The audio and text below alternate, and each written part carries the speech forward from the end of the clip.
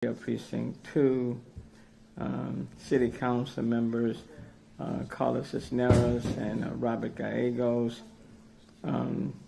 Justin Robinson of the Houston area Urban League, and then a number, Larry Payne, who is an educator himself and has worked with the city and other mayors over the years, has a long history of being heavily involved in education.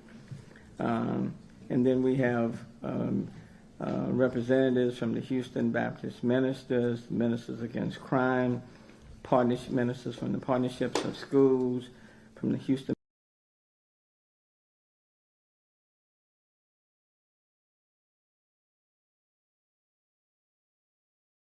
here, quite frankly, about 36 of them who are present, and appreciate them, and you'll be hearing from some of them as we move forward.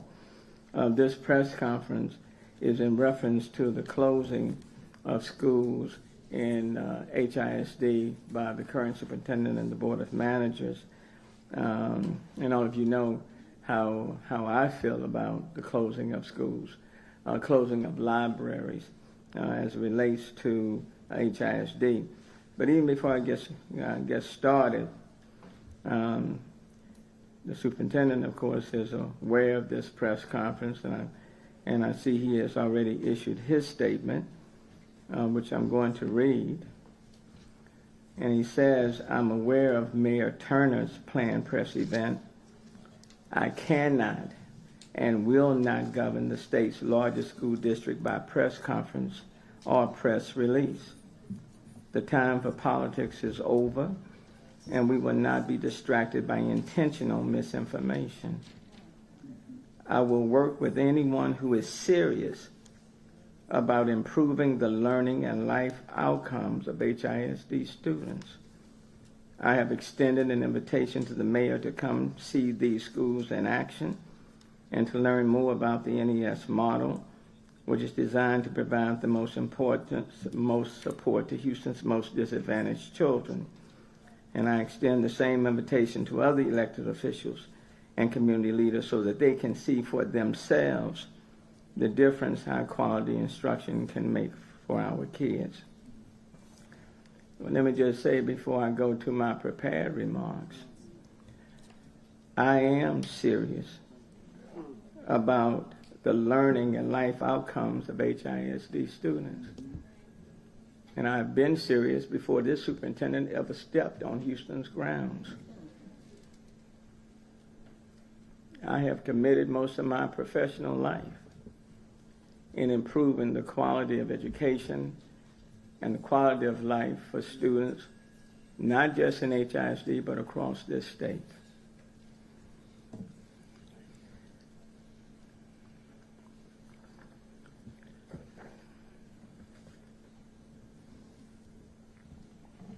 No one can take action in this city as if you are the general and we are less than your soldiers.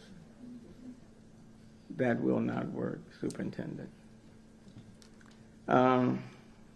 Also pleased to have City Councilwoman Carolyn Evans Shabazz. Let me thank everyone for being here. I also have invited more than 36 prominent Houston faith leaders to stand united on this important issue, protecting our children and preventing some of our schools from being dismantled as a result of the state's takeover.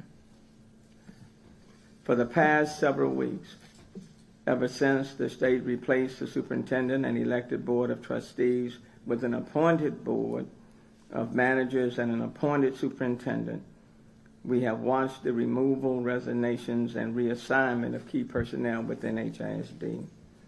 Simply put, a significant overhaul is happening in the state's largest school district with very little input from parents and community. We are only weeks away from the start of school, and there are changes in curriculum, a shortage of certified teachers that is forcing the school district to hire hundreds of substitute teachers. Each step has created concern for parents, teachers, and staff which ultimately affects the students themselves.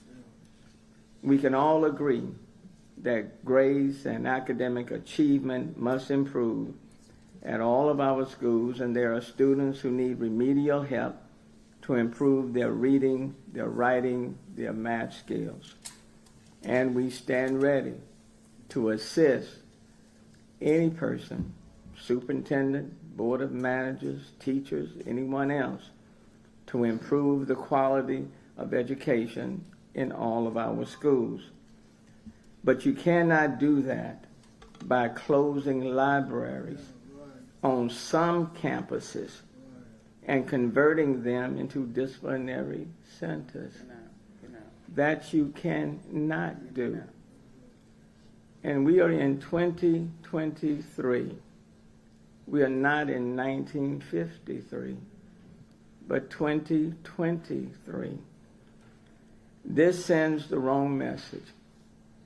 I've always been a strong proponent of libraries, especially in schools and neighborhoods where children are challenged for a number of reasons: poverty, unemployment, there may be all kinds of issues, lack of transportation, lack of resources at home, not connected to the Wi-Fi, or don't have the technology of all of those devices.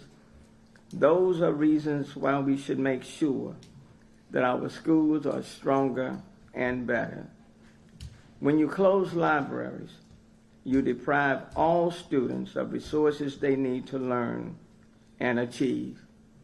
Now, I understand that the superintendent and the board of managers have decided that we are going to take this library space and use it for disciplinary centers for kids that have been unruly in the classrooms. But the problem with that model is that when you reassign libraries in these schools and you turn the library space into these disciplinary spaces, you don't just affect those kids who have acted up in the classroom. You are depriving all of those students access to the library. What about those 99% of the students who have not acted up? What about the 99% of the students who are following the teacher's instructions, being respectful?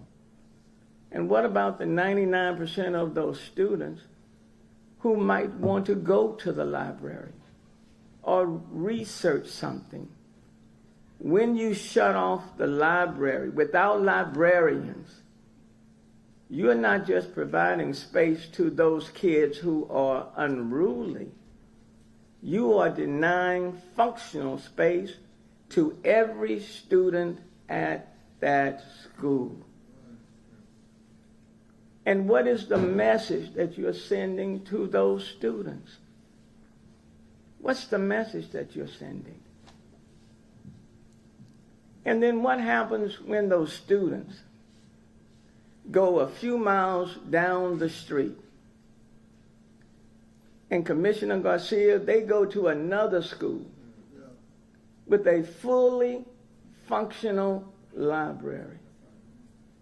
Librarians, books, technology. They have all the things that they need for themselves.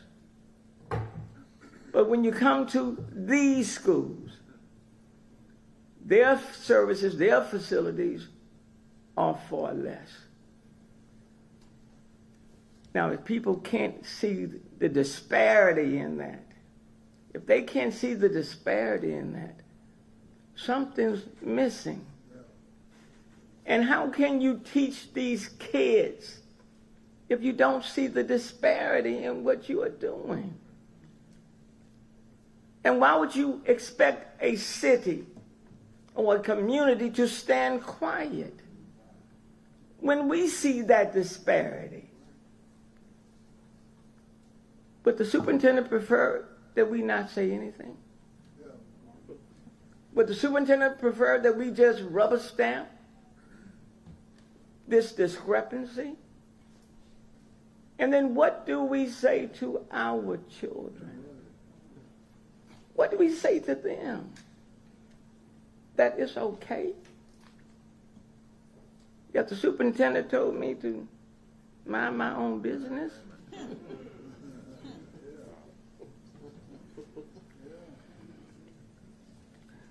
When I became mayor, I said I did not want to be the mayor of two cities in one, of have and have not. That's what I said 8 years ago. I am standing firmly on that today. I will not be the mayor of two cities in one. And I will not be the mayor where we are creating two different systems in the same school district. HISD is creating a school district of the haves and have-nots, with some areas of the district equipped with libraries full of books and technology, while others will resemble a stark institution with no place for the students to go to their school library to study, check out a book, get the assistance of a librarian, and expand their own imagination by exploring treasured authors in history. You cannot have a system where you're closing libraries for some schools in certain neighborhoods, while more affluent neighborhood schools have libraries that are open and stocked with books and other resources. Now, let me just say this. I understand that teachers don't want unruly kids in their classrooms. I got that. I don't want unruly kids in the classrooms. But the answer is not to close their libraries. The answer is not to reassign the librarians. Now, if you need more space, go and put them in the gym. If you want to use the gym space, okay. But don't close the libraries. That sends the wrong message. Yes, some students are struggling and need additional support and attention. But the answer isn't throwing out libraries so that no student in that school can have access to a campus library, especially not in neighborhoods where libraries are needed the most. You don't close the library, remove the librarians, and simply have the books on the shelf. Under former Superintendent Millard's house, HISD was putting a librarian at every school through a 5-year plan. If HISD reverses course and removes librarians and closes libraries now, some students may never develop a love and appreciation for reading. And we do not want our schools to look like prisons. Last week, I invited Superintendent Miles to City Hall to explain his plans for the state's largest school district. That offer still remains. In the meantime, he cannot expect us to remain silent. These are our children. These are our kids. These are our schools. This is our city. And long after he is gone, we will still be here.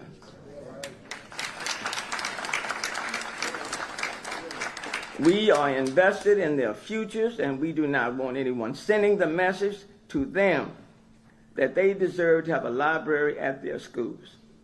And lastly, I'll say this morning through my Department of Education and Youth Engagement. We celebrated our summer interns. The goal this year, Congressman Green, was to have 20,000 paid interns in the city of Houston, the largest this city has ever seen. Well, we exceeded our goal. More than 20,000. These are our children. And we are investing in our kids. I'll close with this. Arthur Ashe, who in 1975 became the first black man to win Wimbledon, said, throughout my formal education, I spent many hours in public and school libraries. Libraries became courts of last resort, as it were.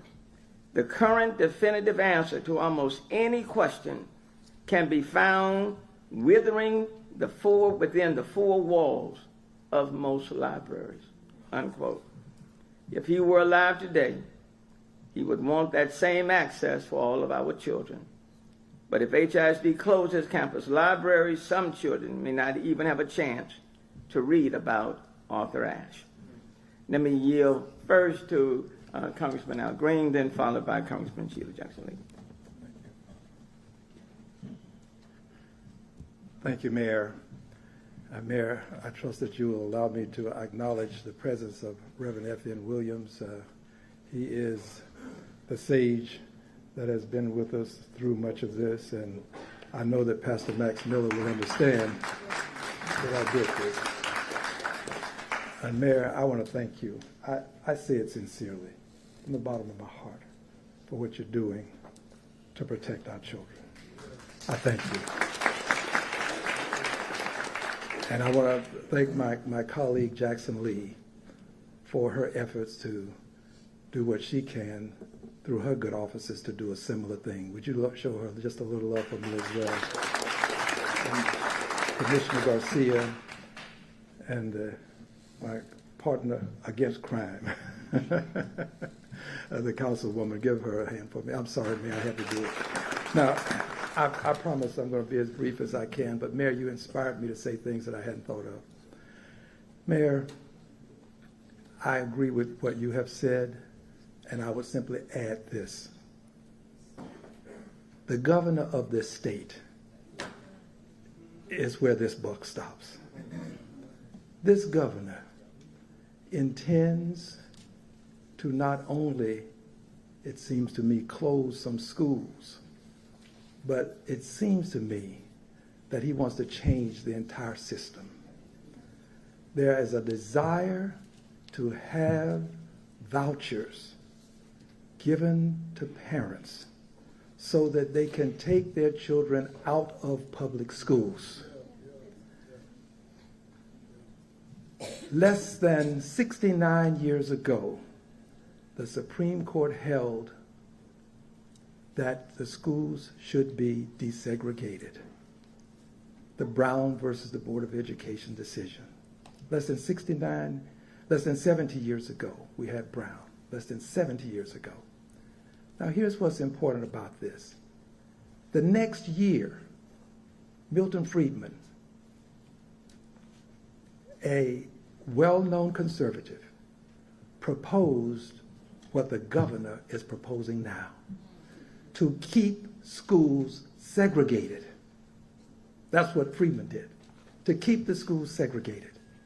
He proposed giving vouchers. When the law said you have to desegregate these schools, he said, well, rather than desegregate, we'll give all parents vouchers, let them take their children to the school of choice.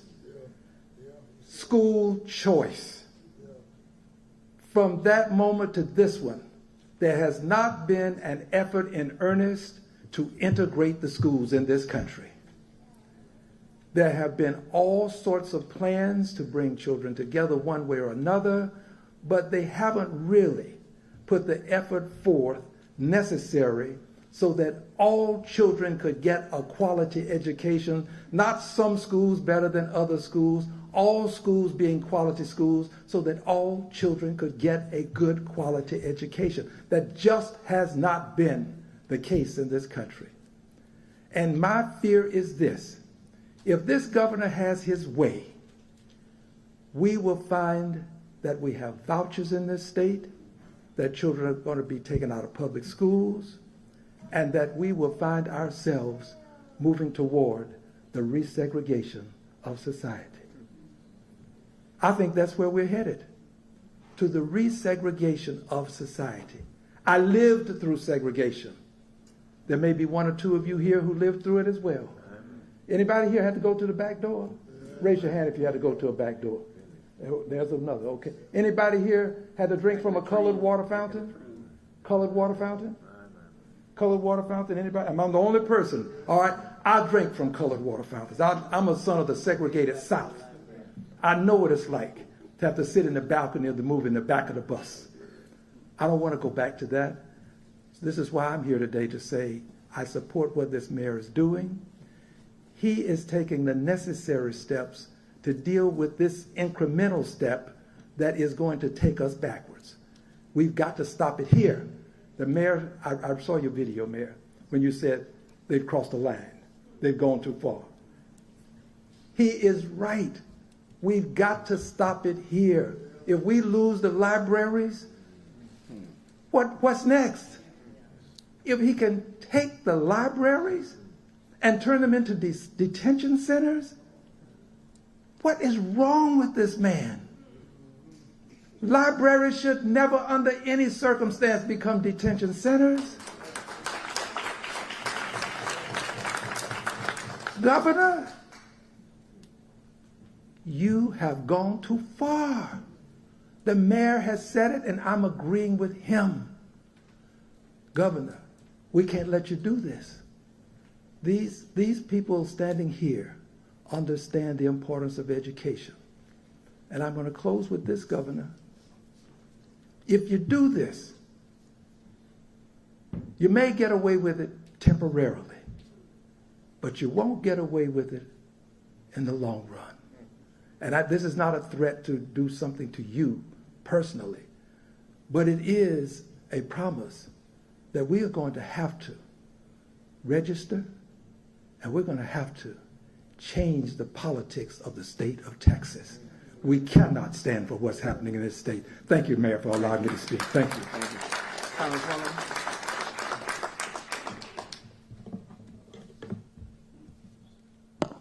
Thank you very much, Congressman Green. It should be known how tied in unity the members of Congress, like Congressman Al Green and several of my other colleagues who are not able to attend here for other responsibilities, are as representatives of the United States government. The agencies that are responsible for education are together. Let me take a moment to, in essence, say to Houston, you are absolutely more than fortunate to have an education mayor. I want everybody to give a rousing applause. I can't hear you. An education mayor. And I think mayors around the nation will defend his concern, his leadership, his passion. And for those that don't know, cities like Chicago, the mayor is in charge of education. And the mayor is voted upon by the entire city. And so let me first of all indicate, with grandchildren in HISD, with children who have graduated from HISD, I believe in the excellence of education. I can't look and see anyone that is around, and let me mind my manners to honor the iconic F.M. Williams, moderator in my book of all levels of religious leadership. We thank you so very much. And certainly all the moderators are here, but certainly President Reverend Dr. Miller, and each and every activist that is here that is concerned about education and has always been with us, not behind us, but alongside of us and leading us. And Adrian Garcia, who has given his history of education many times, of how grateful he is to the education he got here in Houston, Texas. And as I mentioned Councilmember Carolyn Evans-Shabazz, I will mention Jackie Bostic, whose grandfather, Jack Yates, is the school that was named after him that Carolyn Evans-Shabazz went to, and has always promoted excellence among public schools. So let us be very clear. Everyone standing here is not against excellence in education. I stand here for the parents and teachers, support staff, bus drivers, librarians, music teachers, administrative workers of deep, long commitment to education, and most of all, number one, children at all levels of the spectrum whose eyes may be opened if they get into a library and touch a book. I want to salute your Director of Education, Ms. Janice Koski. I hope I almost have it right, but the main point of it is they have just been honored by the U.S. Department of Education for the work that they're doing in the city of Houston. I need to make that clear. The U.S. Department of Education did not send a letter to the mayor and said, mind your business. Stay out of helping young people be exposed. They sent them an absolute pronouncement and affirmation of excellence. So I want to just take a moment, as my colleague did, one, to put on the books, we are supportive of excellence in education. But let me speak specifically to the framework that has been designed by the present superintendent. Mike Morantz, you need to tell your superintendent, if you have to call the governor, you have to tell him to meet with community leaders. Mayor, I called him from Washington. I've yet to get a return call. My understanding is that he's picking and choosing those elected officials that he speaks with. Unacceptable. Unacceptable. Because we represent millions of parents and teachers and children in HISD. Unacceptable. So Mike Morantz, you need to return the call, and you need to direct your appointed superintendent, appointed, not elected, has no obligation, and if you all will look at my earlier quotes, I specifically focus on that there is no duty, no representation, no responsibility to any parent or any student.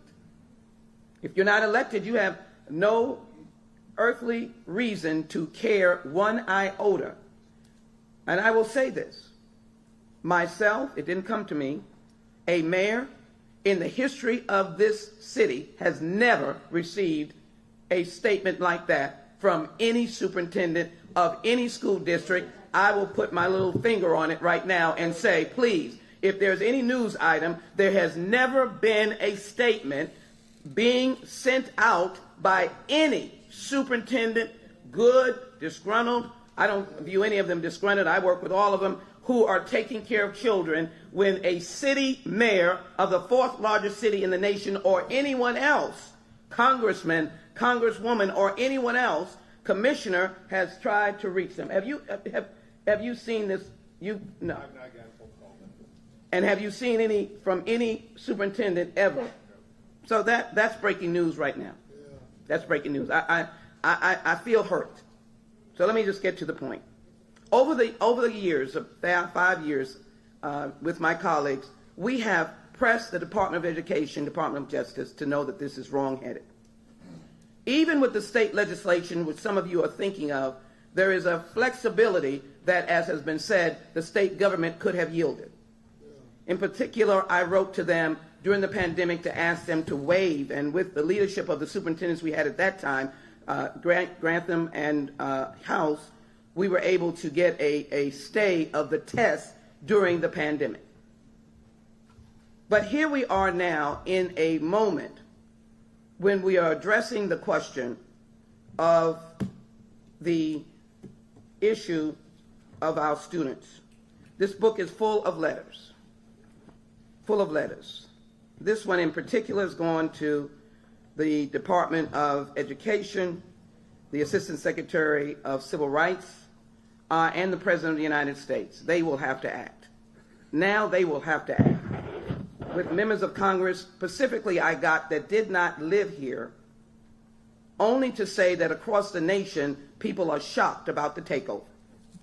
They're literally shocked. They wanted to put their name down. They're not in Houston, to be able to say this is an outrage. So now we are seeing the very example of what we tried to prevent. So let me just conclude my remarks by saying this. I believe in education. This is not a crime reduction program. Teachers who have children that need time out, for any of us who are the products of public school education, we went to something like the auditorium.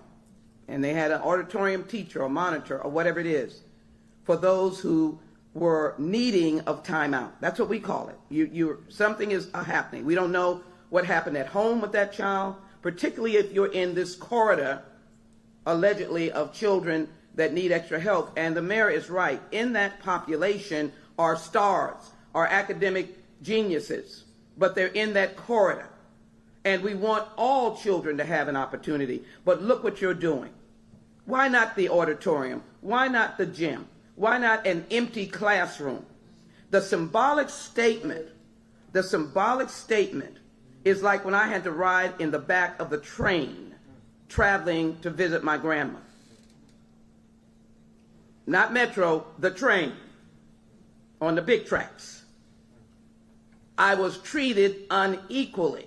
I was treated in a discriminatory manner. I lived in a segregated atmosphere that I had to go in the back of the train or in the train car for coloreds, as we were called, with my bag of fried chicken so that I'd have something to eat as I traveled. And someone will take this and they'll make a meme and they'll make a text and they'll make a tweet. But sometimes honesty is not shamed by people who have ill will. And so when you put these children, it is not a crime reduction program. I want the parents to understand. I want you to understand if you live in River Oaks, if you live in West Side, if you live in the Northwest Side, if you live way out Northwest, of East and West, please take this not as an issue that is only those individuals. This is the mayor of the entire city of Houston. It is to say that if you do it for one, you will do it for others. And so the eliminating of the libraries are a direct hit on Brown versus Board of Education, which in 1954 decided to integrate our schools.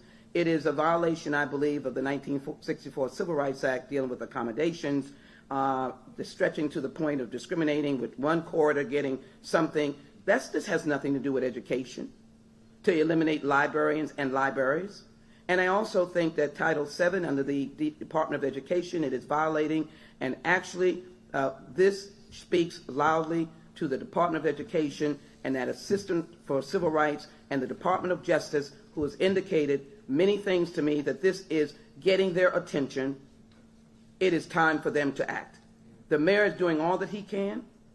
We're doing all that we can. School is getting ready to start, and do you mean to tell me that these children will enter that school and they will be looking at Shadydale? Where is their library, their librarian, and they have nothing but an empty room, and by the way, the bean bags have been taken out as well. And they will be sitting there.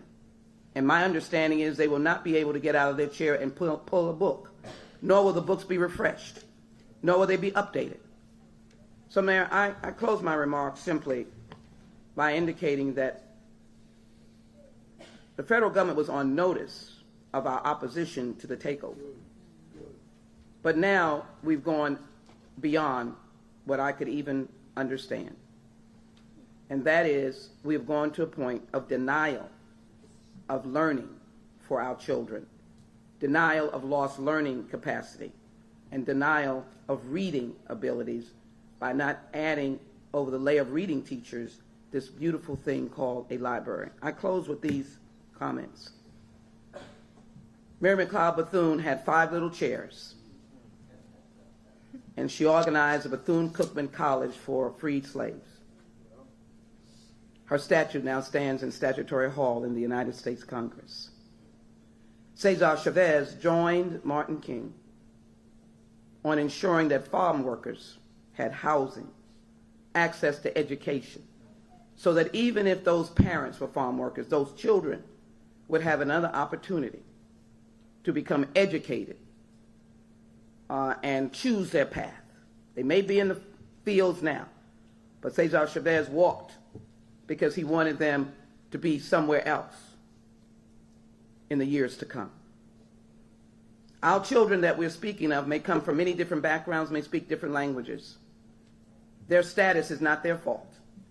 It is our responsibility as public school supporters, champions of it, and as Congressman Green said, not vouchering our school districts.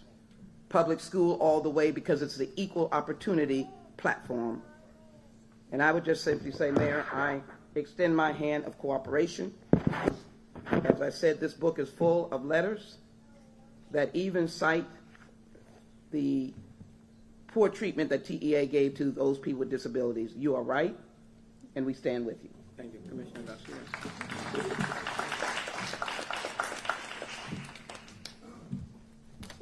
Thank you, Mayor.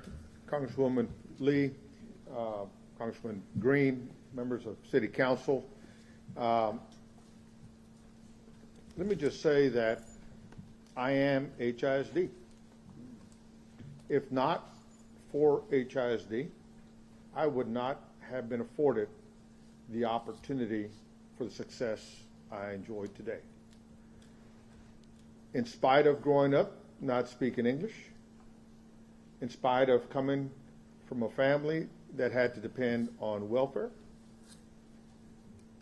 the books in my school, the librarians in my school, the teachers in my school help to broaden my opportunity and my vision and my hopes and dreams for this city and for this county. And that's why I stand here today. But let me say that there is absolutely no parent that doesn't believe in the success of a school district. There's no parent who doesn't want to see a school district succeed. There's no parent that sends their kids to school every day saying, I hope you come home with less knowledge than how you left this morning. HISD is made up of 62% Hispanic Latino children, 22% African American, but 80% economically disadvantaged. We are counting on this school district to change the trajectory of this community. And we believe and we know that education is the answer. But for a state that has a poor record when put in charge of major operations, whether it's the electric grid, whether it's the foster care system, or whether any other major example in which the state has been put in charge, the state has historically failed and received a poor grade in managing those large operations. Doing this with no input from local government, Mayor, Congress members, doing it with no input from local parents, local teachers, or the students. And by the way, I'm proud that I helped to create the HISD Student Congress. No input from our students at a minimum. Puts HISD on a path to more problems. Community meetings, when the community isn't heard, is nothing more than a lecture. We saw how the state, flush with federal cash that created a massive surplus, couldn't even agree on how to do property tax relief on the first place and second tries. And despite all that cash, they somehow forgot to fully fund schools or to start paying teachers a legitimate wage, all the while handing down another underfunded mandate to pay for campus security upgrades. Meanwhile, teachers still must rely on online fundraisers to get supplies for their classrooms. The formula for success isn't complicated. Fund schools so that they don't have to cut critical operations. pay teachers well so we can attract the best, involve and communicate with parents, teachers, and local leaders as the ones we have on this dais, so that we can all help with their on-the-ground knowledge and assessment of what works in Houston, Texas. One-size-fits-all solutions will never, ever allow for consensus. Open communication and a focus on improvements is key. Local representatives can contribute to a successful transition and positively impact the future of the district. The priority, we can all agree, is to work toward better student success. And so I encourage those that are in charge to check their egos at the door and understand that there are people here who have been on the ground for years, if not decades. These folks have skin in the game. Utilize these resources to achieve the best outcome. Anybody here an Astros fan?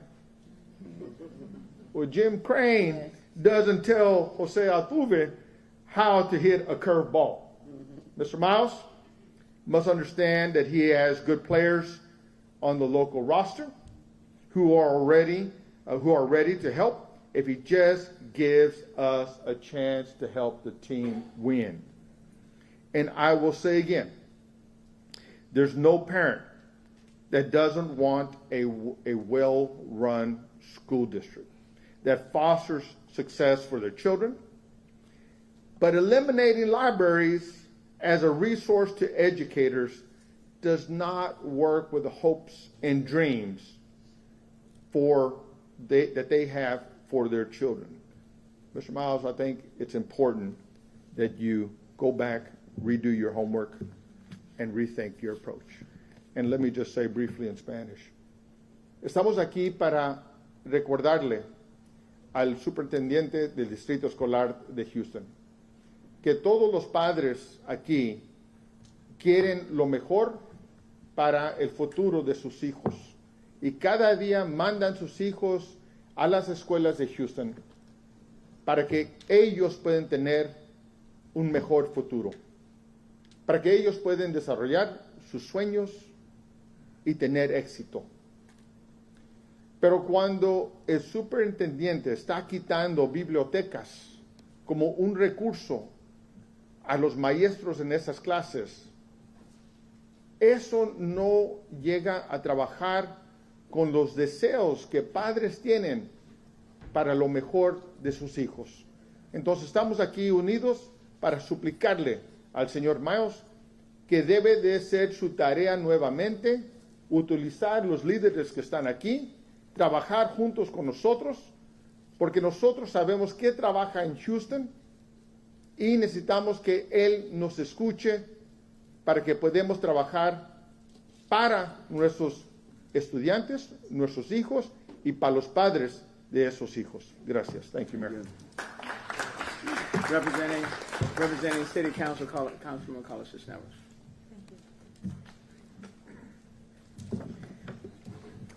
I also wanted to say that I, like many of us here, had children that went all through HISD. I have 3 grandchildren that are HISD students now, and my activism and advocacy led me to be on the school board, where I served for 6 years, 1 year as the president. And when I left that, I went back to school to become a certified teacher, and I taught in HISD.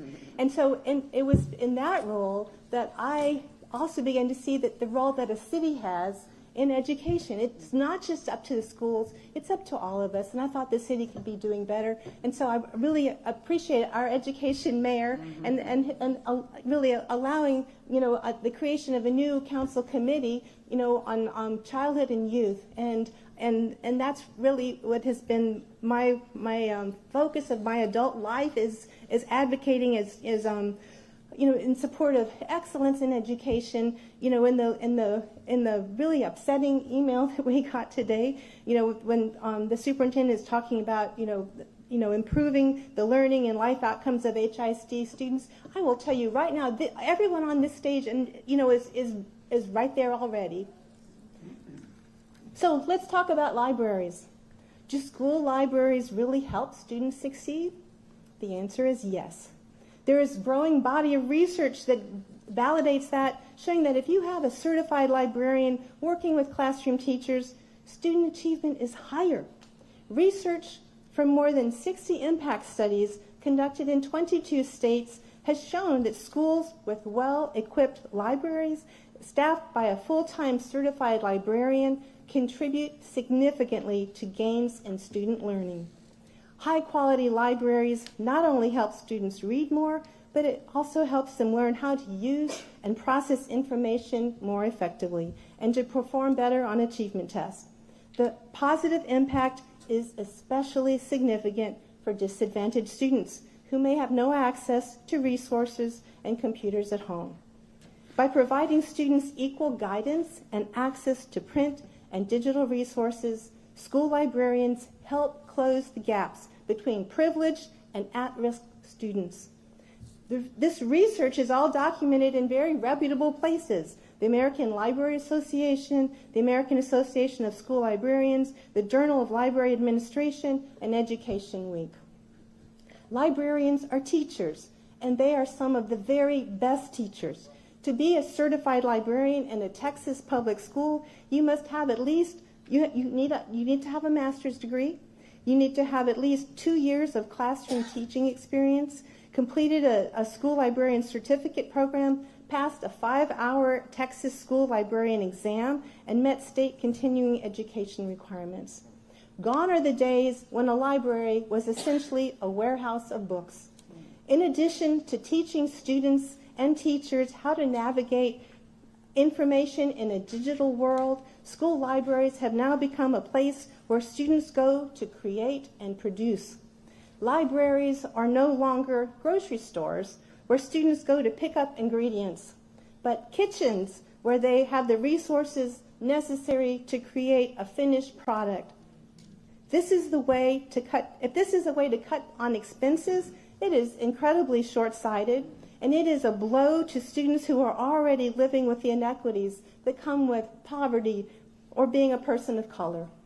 I want to talk about how this is playing out in one of my communities that I represent, and that's Denver Harbor. There are 4 HISD elementary schools in Denver Harbor: Elliott, Scroggins, Pugh, and Raul Martinez. All 4 schools are now part of Superintendent Miles' new education system, despite the fact that they were all rated A-level schools by the Texas Education Agency, which scores at or exceeding the elementary schools of more affluent parts of the district. It is difficult not to see this for what it is, an attack on communities of color. I want you to know that with less than a month before the start of this school year, 70% of the staff positions at Elliott Elementary School are not filled. That is over 30 staff openings out of about 45 staff positions. So, Superintendent, I would like to know really more about your intentions of improving the learning and life outcomes for HISD students as the ones I just identified in Denver Harbor. Thank you. Thank you. Pastor,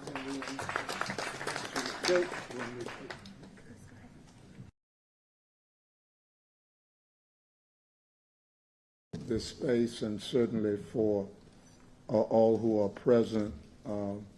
I think we recognize, and I want to thank the elected officials for recognizing my father, who the Lord spare in December will be 96 years old.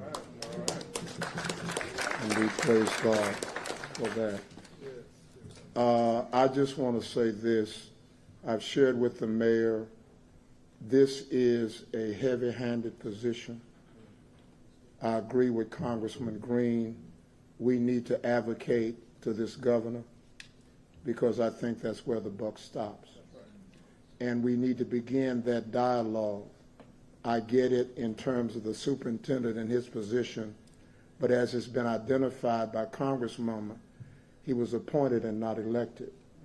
Therefore, he does not bear necessarily any responsibility to the community, but to follow the directions of those who hired him. And so I would encourage all of us to be strong in our advocacy as it relates for a good product in public education in the state of Texas, because we need it. This superintendent has talked about wanting to have things set by 2035. We need to know what he means by that and what's involved with those particulars. So I'm encouraging all of our pastors, our elected officials, you're on the front line, but let's not go to sleep on this. Let's be able to continue to push, to advocate. I remember something some years ago, and Dr. King has been mentioned in prior references. Basically, when they were those who were trying to silence him, his response was, no, we're going to keep advocating because sooner or later you got to deal with us. And I think if we would have that kind of determination, I think we can get the result we seek. Thank you for the space. Thank you. Councilman Gallegos. Thank you. Thank you. Thank you, everyone, for being here. As it was stated, we have to fight in regards to these libraries that are being closed. I'm also a product of HISD. My parents arrived as immigrants back in the 1920s, escaping the revolution in Mexico. I'm the youngest of 7, and we all went to HISD. And here I stand today between the mayor and congressional representatives and county commissioner and city council. My parents would be proud. But to know that our libraries are being closed, to know that HISD, like it's been stated, the majority in HISD is minority now. 62% is Latino. And what do they fear, Governor? Afraid that we are going to get our hands on books to learn our history? No, we are going to get our hands on books, and we will learn our history. We're being told what we can read and what we can't read. And now they want to close our libraries. I, for one, as the only council member here in the city of Houston, as a Latino representing half of the population, I say no. Do not close the libraries. We will learn our history. My dad, as I stated, came to Houston in the 1920s with his family escaping the Mexican Revolution. He told me stories where there were places that he could not go into because it said no Mexicans or dogs allowed. So we know our history, and you will not keep it from us, Governor. Pastor Harvey Clemens coming out of the Northeast, where many of these schools are located. Thank you, Mayor, Congresspersons, Commissioner, and to all of my brother and sister clergy. I did not know young Calvin Jr. I just met him. He saw a name tag on the floor, picked it up, gave it to me, and I gave it to the person whose name it was.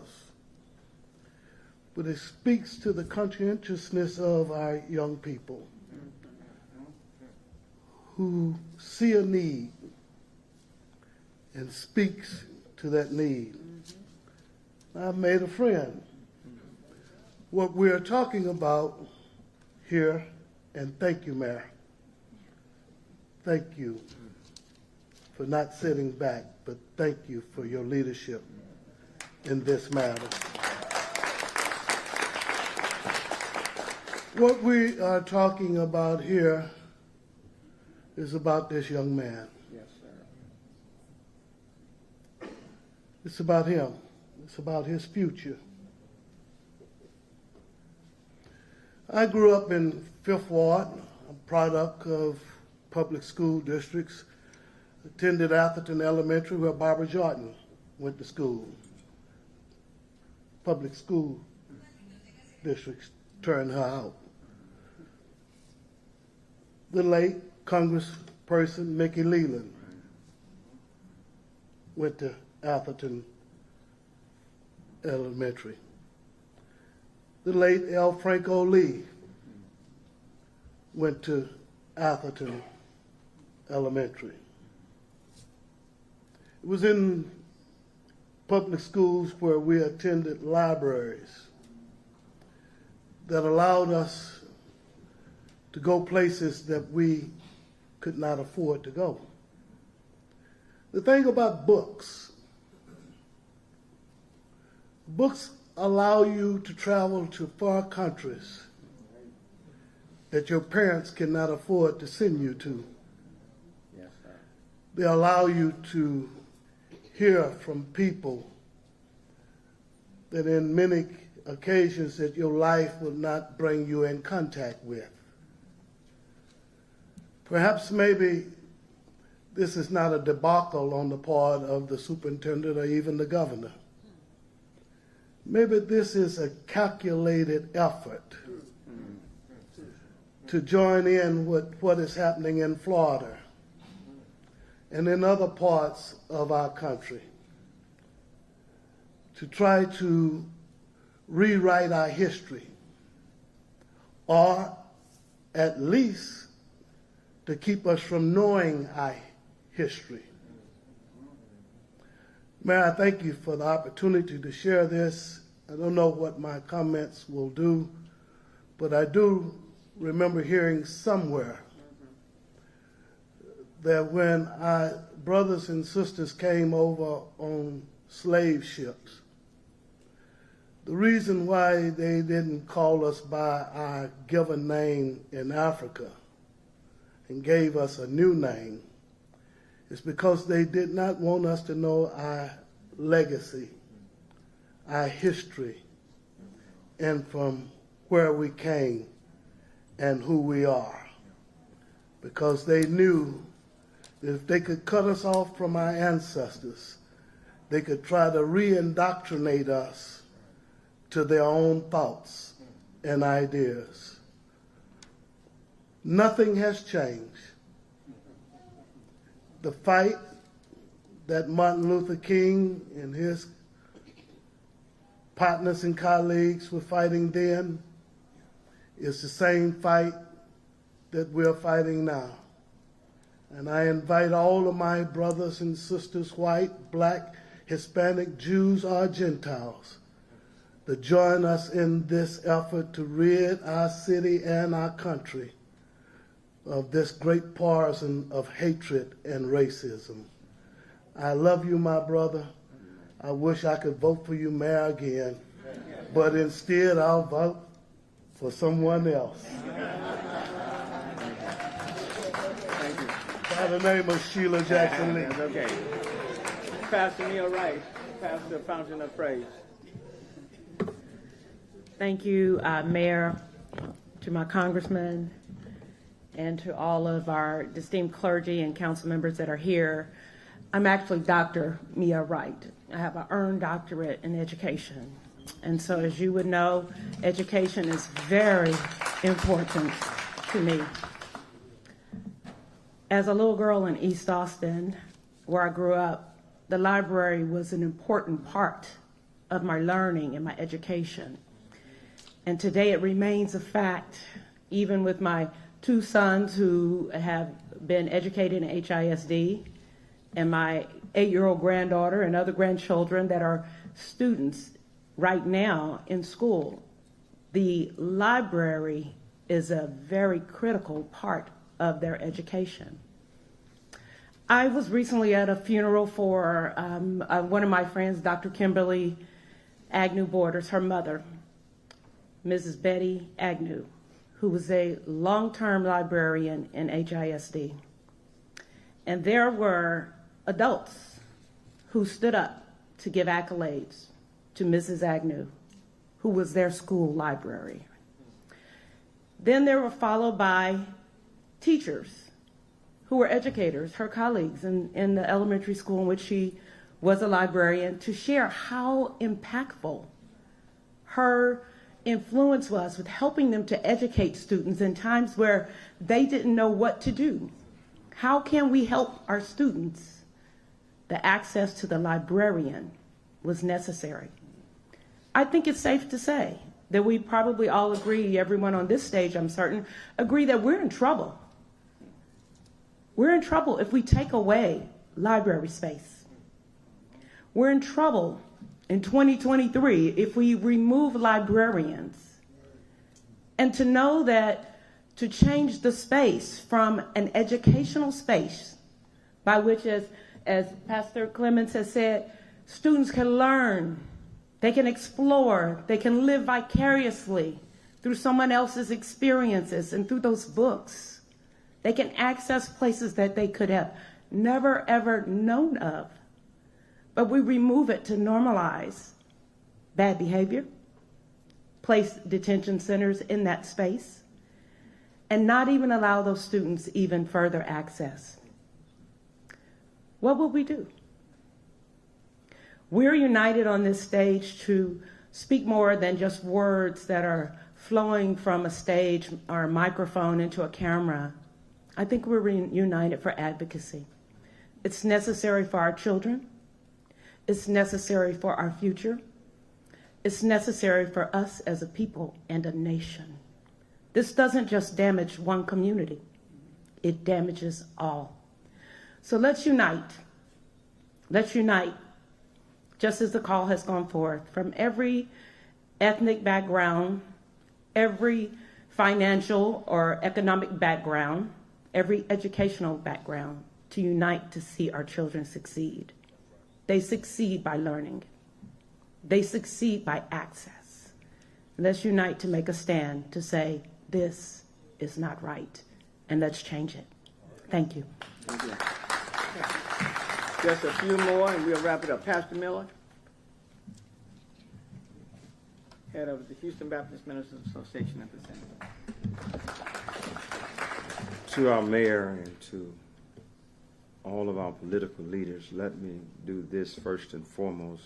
All of the ministers, just kind of raise your hand so they'll know we're here. Amen. All right. I want you to know that we are not just sitting around, but we're standing. Let me see the hands of those that a library helped you.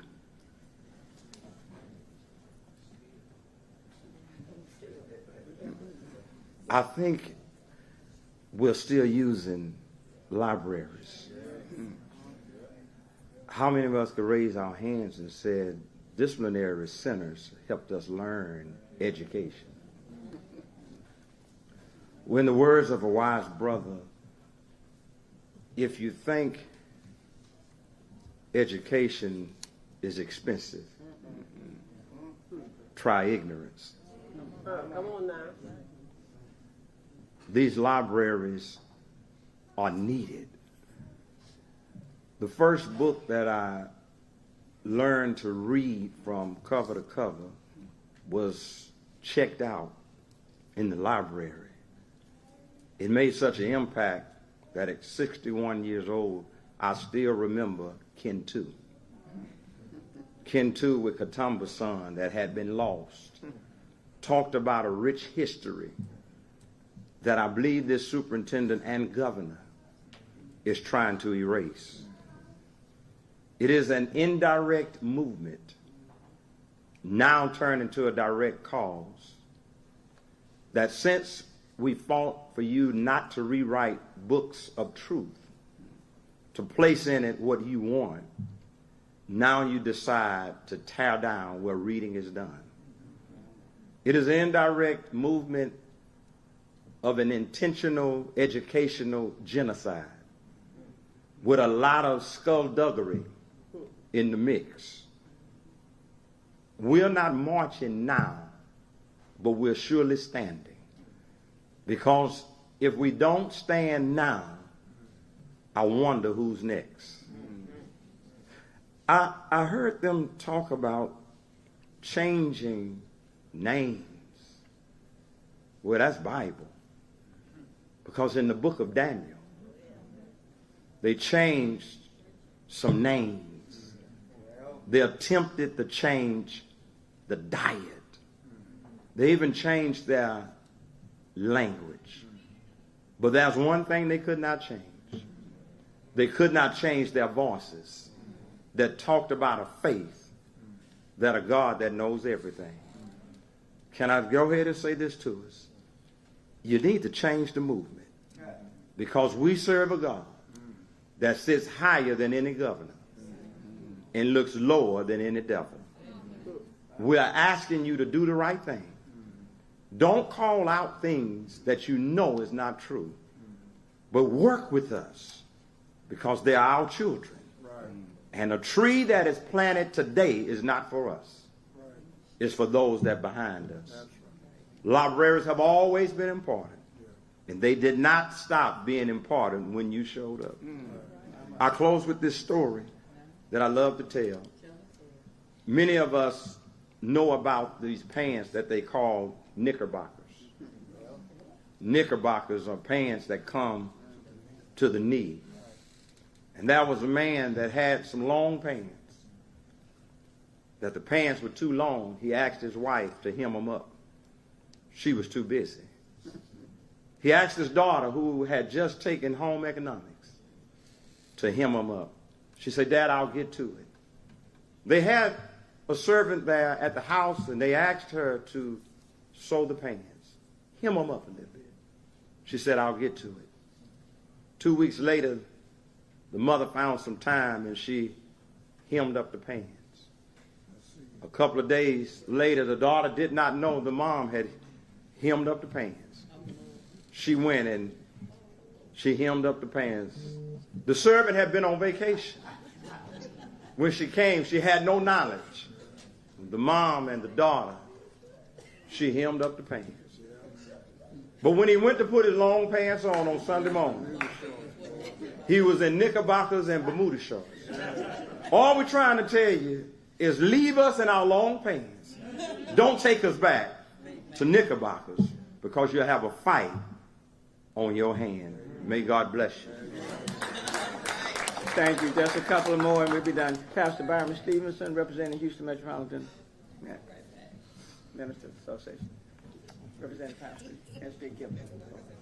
Thank you, Mayor, and to all of our national, state, local leaders. I stand on behalf of Houston Metropolitan Baptist Ministers Conference. Our president, Dr. S.J. Gilbert, the second is one that he was not able to be here, but I want to speak for him and speak for the thousands of pastors that we govern, pastors who have parents, have students, and have educators within their churches. I don't think that as a pastor myself, amongst some other clergy, that I have to explain the significance of a library to. I think we all understand that. But I want to say in short that we support you, Mayor, and we stand with you, and we agree with everything that has been said. We do not feel that libraries should be redefined as places of disciplinary centers. We just don't. We don't stand with that, and we speak for all of our constituents, all of our parents, all of our students who cannot speak for themselves. We think that this is a misrepresentation. We think really that this is an act of bullying. It's an act of bullying, and we stand with all of our constituents, with you, Mayor, and we're right there with you. And we're not going to let you be bullied. We're not going to let the city of Houston be bullied, and we're here for you. So we don't We don't support anything like this, anything like turning our libraries into disciplinary centers. And you have our support. Thank you. Justin Robinson, is Justin from the Urban League? And I know Mark Jacobs is here, who's also chairman of the board. Justin Robinson with the Urban League. Mayor, thank you to this distinguished dais of very powerful prayers. We will need some very powerful prayers for the challenges that we are facing here today. I never thought that people of goodwill, people of intellect, elected officials, our clergy, that their voices would not be welcomed, that their voices were not wanting to be heard by those who make decisions that we put in power to help chart our futures, the futures of our communities, the futures of our children. It's disrespectful, it's disingenuous as leaders to not be willing to have difficult discussions. This week, the National Urban League was in town to have difficult discussions, Congress members. We talked about diversity, equity, and inclusion. Inclusion of thought, inclusion of ideas, ways that we can make best practices come together for a stronger economy, for a stronger community, for a stronger city, for a stronger union, for all people. I want to be in a state where all people's voices are heard and respected. And I think this mayor, these Congress people, these clergy have taken this last hour and a half to make sure that we're heard, that we demand to be heard. It's expected, and it should be done. Mark Morial said emphatically that kind of broke my heart because, as the mayor mentioned, people from all over the country are watching Houston. For Mark Morial to come to Houston and say, Governor Abbott, get your hands off of HISD.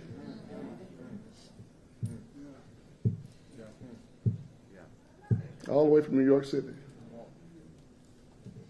Governor Abbott, listen to the people. Thank you. Thank you. And the final speaker before we take questions, Councilmember County, Mr. Bonds. Thank you, Mayor. I certainly consider it an honor to stand here with other elected officials, community leaders, and these faith leaders. In particular, the faith leaders, because if there's any time that we need to evoke the Spirit of God, it is now. On about a week ago, I was in a community meeting with the superintendent, Mike Miles. His first comment regarded the disparity of reading. My question to him was, what is the disparity of resources? Which he did not answer. I am the former education chair of the NAACP, and I serve with Councilmember Cisneros as co-chair. But more importantly, I am a former reading teacher. I know how important the library is, and I can remember even now the excitement of the children when they got the opportunity to go. I certainly understand the plight of teachers. Let's just be very clear here. Some teachers are retiring and resigning because of discipline. But I do know that the superintendent could be a lot more creative and not take away a resource for our children and our librarians. He could get a temporary building. I certainly would like for the students to continue to engage while they are out of the classroom. But I had to really think about it, and I guess it's kind of fitting that I'm getting ready to say this. A library without a librarian is like a pulpit without a preacher. Who is going to teach our children? And I'm going to say in closing to the governor and whoever and whatever forces that are coming to create this, we're going to push back on you like you push back on those children at the Rio Grande. and let you know that we are not going to sleep for this. And certainly the people of Houston, everyone, regardless of where your child is educated, should appreciate an educated child, because that's what impacts our crime. And so certainly I stand with you, Mayor, our education mayor, and all of my colleagues and friends here to let them know that we will not sleep this. We are woke, and we will do whatever we can to get you to change that decision. Either the decision to change that or the decision to change the superintendent. Because we may get attached to teachers and we may get attached to principals, but we don't get attached to superintendents. And so certainly I thank you for this, and we're going to evoke the Spirit of God, because this is demonic, and we're going to push back. Thank you so very much, Mayor. Thank you. You've been very, very, very, very, very patient. But this is an issue that goes directly at our children's education system. If you have any questions, we'll take those now. And again, I do know the NAACP is also represented. Pastor Ogletree is also here. So, but we'll take.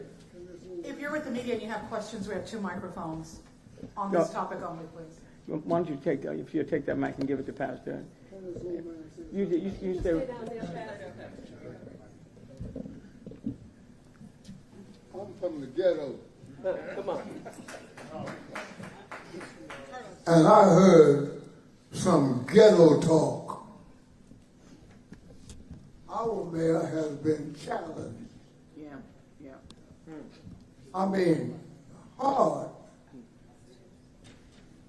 So we ghetto folk that's in here, that's behind him, responding to that ghetto talk. Stand up and let the television see you are here. Stand up, you that's with us. Stand up.